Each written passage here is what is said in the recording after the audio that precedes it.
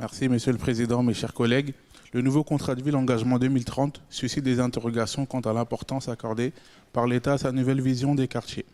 En effet, selon les indicateurs nationaux et les contraintes comptables en vigueur, il semble que l'accent soit davantage mis sur les mesures sécuritaires que sur l'amélioration du cadre de vie de nos concitoyens.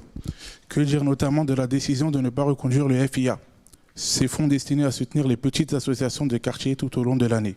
Et pourtant, certains de ces projets se voient refuser un financement dans le cadre de la programmation 2024.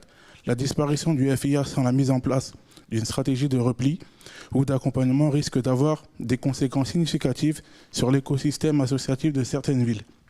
Côté État, malgré que les discussions avec les partenaires ne sont pas encore validées, on observe la disparition du volet transition écologique et la démocratie participative.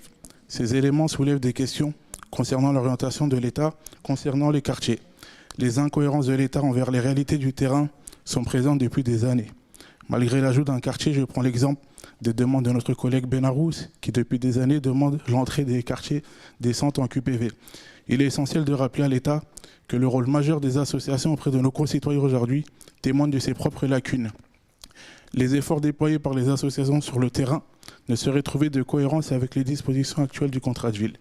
La question que nous devons nous poser à l'échelle de l'EPT est la suivante. Est-ce le tout sécuritaire qui l'emporte sur le cadre de vie? Merci.